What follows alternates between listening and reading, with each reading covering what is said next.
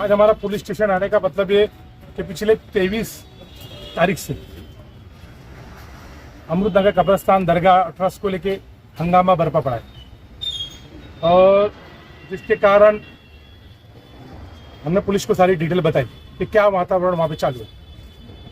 लेकिन कल जफर नुमानी साहब पुलिस स्टेशन में आए थे और उन्होंने प्रभाग समिति अपना प्रभाग के कब्रिस्तान के अंदर अमृतनगर प्रभाग के कब्रिस्तान के अंदर जो घटना हुई उसके बाद में उनको सामाजिक लोगों ने शिकायत किया कि ये सब गलत हो रहा है और मुमरा कौसा के तंजीमों ने उनको बताया कि ये बहुत गलत हो रहा है। उसके लिए वो आए और उन्होंने अपना एक लेटर दिया कि हम नईम खान साहब को हमारी पार्टी से कोई लेना देना नहीं है। हमने वरिष्ठों से बात करके हम ये पत्र पुलिस स्टेशन को दे रहे कि नईम खान साहब का इस एफआईआर और ये मामले से जो लेना देना है वो हमारी पार्टी का कोई इसमें लेना देना नहीं और नईम खान साहब हमारी पार्टी से उनका भी कोई संबंध। ये पत्र जब उन्होंने लेटर दिया और हमने उनको हटा दिया, इलेक्शन का जब टाइम आया एमएलए तब हमने उनको हटा दिया, उनसे हमारा इस पार्टी का कोई संबंध नहीं। ये जो कर रहे हैं वो व्यक्तिगत और ये सब मामला अलग अलग चीज़ पे हो रहा है। और उन्होंने जब मैंने प्रभाग के अंदर की बात की और उनको पूरे मुमरा कौसा के सामाजिक लोगों ने बोला तो फिर एज अ राजनीतिक पार्टी मुझे भी आना पड़ा कि जब मैं बात पूरे मुमरा कौसा की नज़र सामाजिक की मेरे प्रभाग के ऊपर है और कब्रिस्तान और मस्जिद के ऊपर बात हो रही है तो लोग हमारे प्रभाग के लोग भी क्या चाहते हैं और क्यों इस बातने में उनकी प्रक्रिया क्या है ये सब बताना ज़रूरी था। उन्होंने कल 3-4 बात बोली। मैं अपनी वीडियो क्लिप दिखाता हूँ फिर आपको सब चीज़ बताऊँ। पहली क्लिप बहुत हंगामा बरपा इसलिए ये सब लाना पड़ रहा है। मतलब आप भी मान रहे हैं कि राजनीति हो रही है? अगर हमको मिली है तो बेशक मालिक जमाने बस आपका और सर पे हाथ रखिए और महाराज को हमारे साथ कंधे से कंधे मिला के जल्द से जल्द एक्टिव कराइए।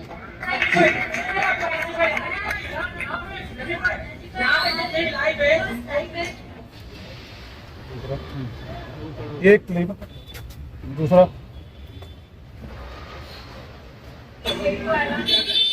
महाराज पहले दिन से मेरा चहेता छोटा भाई है और नईम खान साहब और मेरा रिश्ता सबको पता है और मैं वक्ती तौर पे ना किसी का इस्तेमाल करता हूँ ना वक्ती तौर की कभी सोच सकता हूँ। जब मैं खिदमत करने का आया हूँ और हम लोगों ने सबने मिलकर ये नसीहत रखी है कि इलेक्शन में कौन गिरा था उससे हम हमारी जिंदगी के फैसले और रिश्ते के फैसले नहीं करेंगे। जब खुद से ये सोच शुरू होगी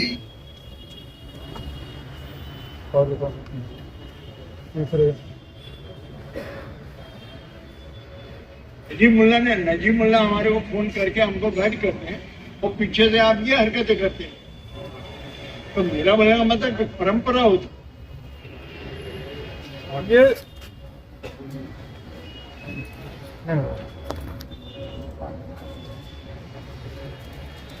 वीडियो दिखाने का मकसद क्या था? ये वीडियो दिखाने का मकसद ये था कि उन्होंने कहा कि नईम खान साहब को हमारे एमएलए इलेक्शन के बाद उनसे हमारा संबंध खत्म हो और उन्होंने ये भी कहा, कुछ पत्रकार मैडम ने चाहे मैडम कुछ पूछी कि उन्होंने कब्रिस्तान के टाइम पे आप गए थे तो उन्होंने कहा कि कब्रिस्तान का काम दिखाने के लिए ये कहा बराबर है। मीडिया के कुछ लोग थे ना, आवाज आ रही है, कब्रिस्तान का काम दिखाने गए तो कब्रिस्तान का अगर कोई काम दिखाने जाता है 1-1.5 घंटा प्रभाग क्रमांक 32 में नजीब मुल्ला जी, नजीब भाई, सभी नगर सेवक, महराज खान जो भी लोग हैं पूरा दौरा करे कब्रिस्तान का, काम दिखाए। अधिकारी को था काम दिखाने का, अगर होता काम दिखा के आदमी क्या करता है? चले जाता है। यही है ना, उन्होंने भी ये बात को कबूला और वह लेकिन काम के बाद अगर काम दिखाने के बाद अगर आदमी करता है कि हम काम के नहीं गए तो काम दिखा के चले जाता है कि भाई ये कब्रिस्तान का काम है, ऐसा ऐसा करना चलेगा। लेकिन उसके बाद उधर 1-8 घंटा बैठा गया और एक राजनीतिक माहौल बनाया गया और राजनीतिक माहौल में ये बताया गया पहली क्लिपिंग में कि नईम खान साहब की ताकत हमें मिलती है एक बार वापस सुन लीजिए, वापस पहले क्लिप ले आओ। नईम खान साहब की ताकत अवसर कर दी कभी और खान साहब की ताकत हमको मिली है तो बेशक आप का खान साहब की ताकत हमको मिली है। एक क्लिप में ये, दूसरी क्लिप में जफर भाई का ही सवाल है और जफर भाई को जवाब मिल रहा है। उन्होंने कहा कि मैंने जो पिछली गलतियां है मैं उनको नजरअंदाज हम नहीं दिल में रखते, हमने उसको छोड़ दिया। तो नईम भाई महराज को मुझे दे दो और आपका मार्गदर्शन मुझे रखो और हमको आगे बढ़ने दो। मतलब महराज को एक्टिव कर दो। मतलब नईम खान की ताकत नजीब भाई को और नजीब भाई की ताकत नईम खान को, इसका मतलब यही हो ना। तो एक दूसरे की ताकत का वहां पे 1.5-2 घंटा समझौता चलता रहा कि मैं तू मेरी ताकत वाला, मैं तेरी ताकत वाला। एक राजनीतिक वहां पे सब मामला चला। फिर उसके बाद अब ये मामला जो चल रहा है, अचानक में आके कल उनको उनके खिलाफ यहाँ पे पुलिस स्टेशन में बोलना गया कि हमारे साथ वो नहीं है। लेकिन ये हकीकत में ये जो चल रहा है 6 महीने से इन्हीं की पार्टी के कुछ लोग दरगाह कमेटी के ट्रस्ट के जमीयतुल मुस्लिमीन के सदर बनना चाहते और उसको मुजावर, मस्जिद, नमाजी सबको मालूम है कि वो मामला 6 महीने से चल रहा है, जमात का मामला और इन लोग का मामला एक ही पार्टी के होने के बावजूद। लेकिन ये सारी चीजों को 6 महीने से देखने के बाद उनको उनका ये बोलना है कि हमारी पार्टी का इसमें कोई लेना देना नहीं। अब मैं आपको कुछ चीज दिखाना चाहता हूँ। लेकिन शानू भाई वो मामला तो बरसों से चल रहा है, आप 6 महीने का बोल रहे हैं। 6 महीने से ज्यादा चल। अभी देखिए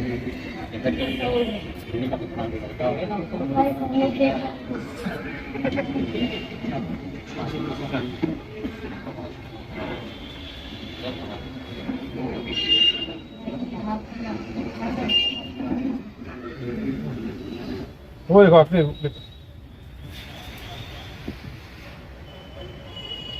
और किसी लेडी का भी दबाव हो सकता है हाँ, एक क्लिपिंग दिखाओ। नेतागिरी के अंदर।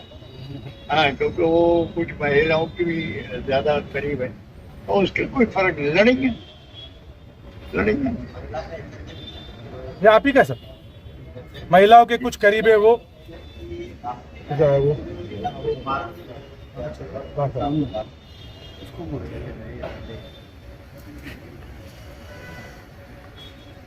और किसी लेडी का भी दबाव हो सकता है नेतागिरी के अंदर। हाँ, क्योंकि वो कुछ महिलाओं की भी ज्यादा करीब है और उसके कोई फर्क नहीं, लड़ेंगे।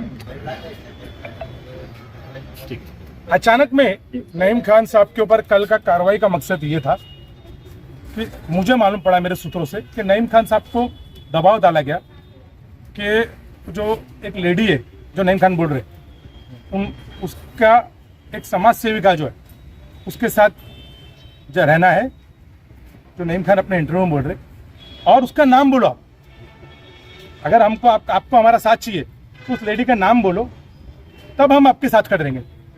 उनको प्रेशर करके अगर आपने उनका नाम नहीं बोला तो हम आपके साथ इस मामले में नहीं है, ये क्लियर उनको बताया गया। लेकिन जो मुझे मालूम है, बाकी अल्लाह जानता कौन सच बोल रहा कौन झूठ बोल रहा, उन्होंने इस बात से सदस्य से इनकार कर दिया कि मैं किसी समाज सेवी लेडी का नाम क्यों बोलूं, मुझे उसके बारे में जब इल्म नहीं।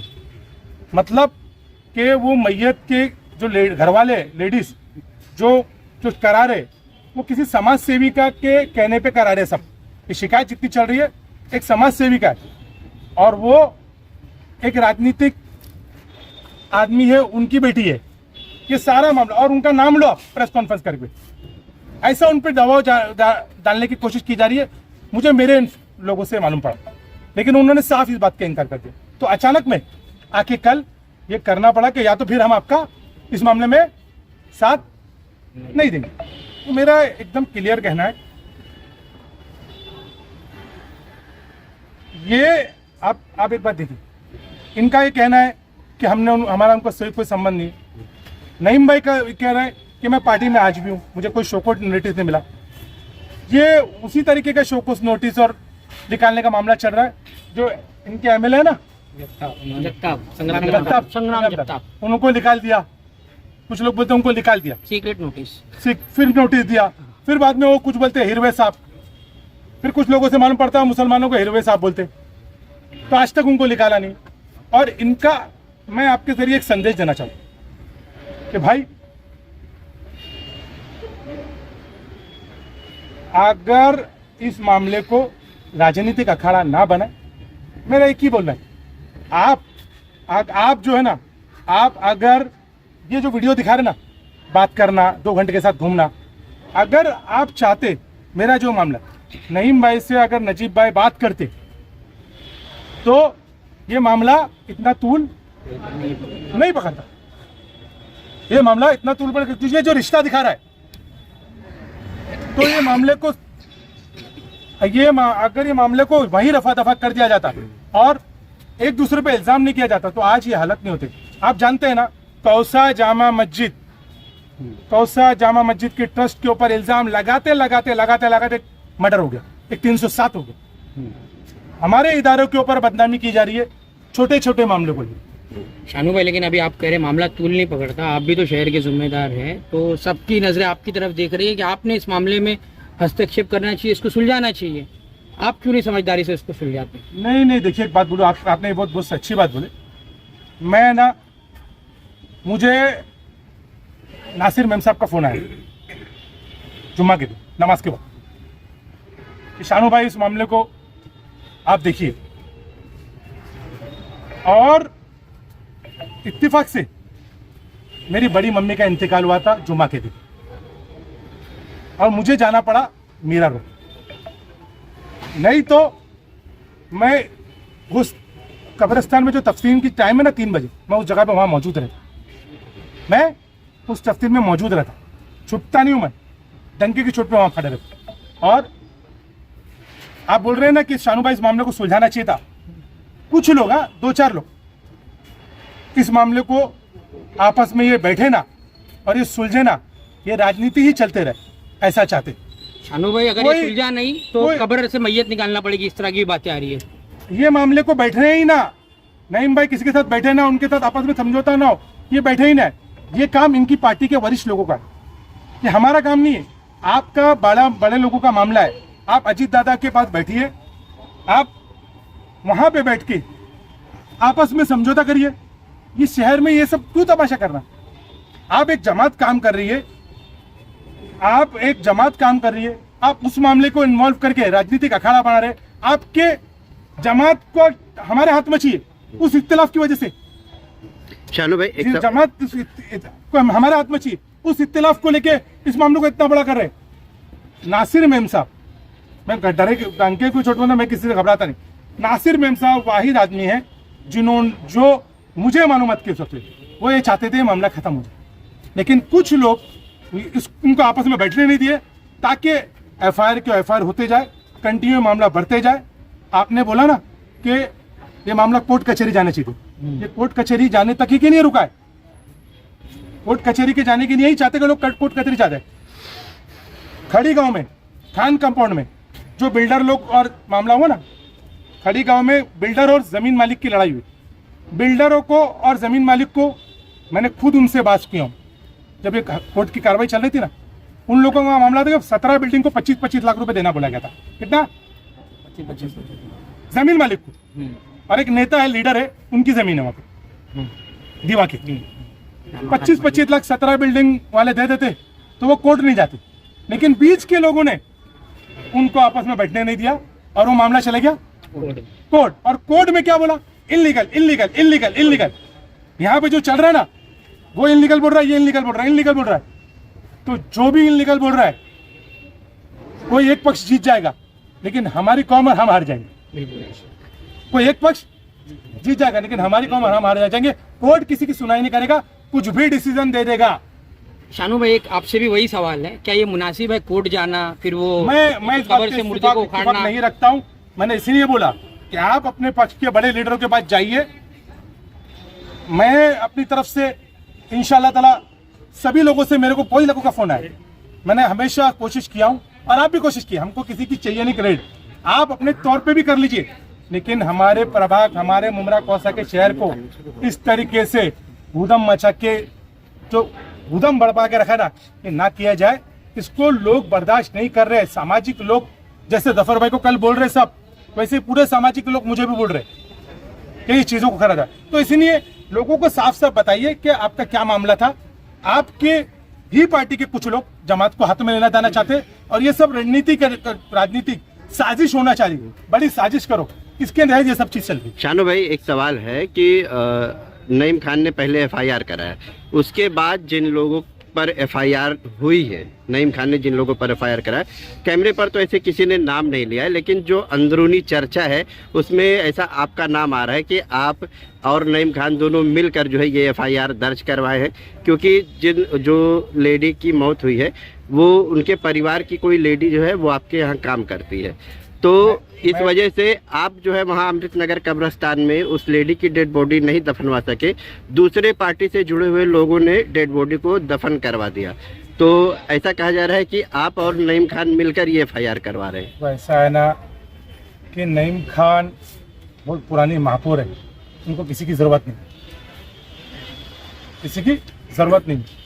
तो मैं भी ये, जैसा मुझे भी ऐसे ही सुनने में ऐसे कि ये जो है चाहते तो बात करके दफनाना हो सकता था। आपको रिश्तेदारी बताया ना, कैसे मेल मिलाप है, कोई दुश्मनी नहीं है। नईम भाई बोल रहे मैं नजीब भाई के ऑफिस में गया था, और ये देख रहे एक घंटा कैसे बात कर रहे, 2 घंटा पूरा 32 में प्रचार घूमे, प्रभाग क्रमांक 32 में। तो आप ही कर सकते थे, ये आपका विषय, आप ही निपटाइए।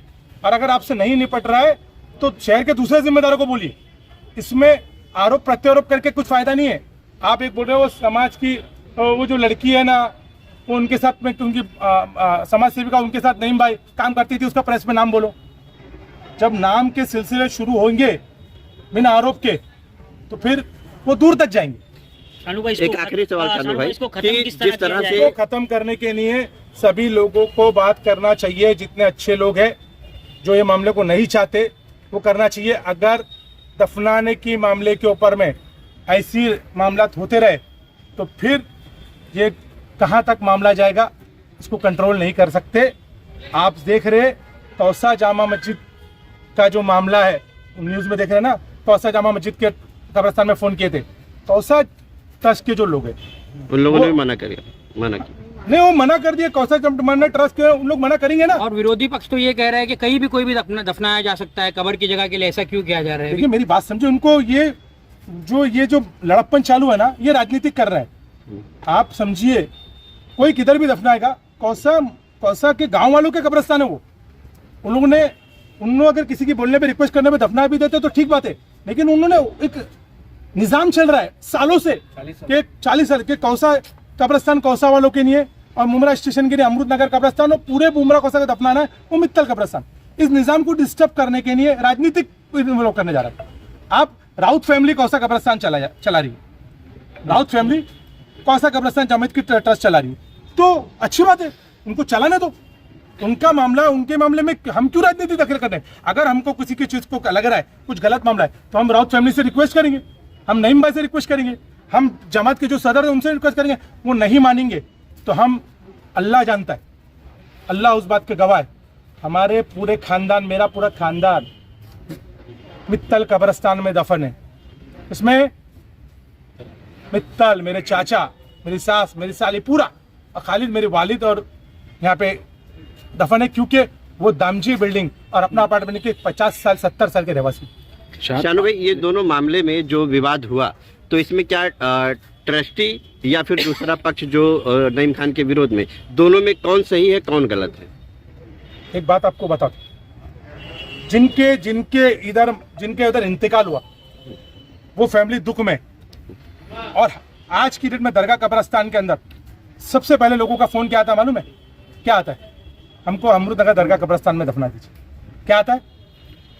हमको अमृतनगर दरगाह का था। अगर उन्होंने ये भावना पेश करी और उनके घर वाले, तो उन्होंने गलत नहीं किया उस वक्त, उन्होंने गलत नहीं किया उस वक्त। और वो किसी से भी काम करा ले, काम होने से मतलब है।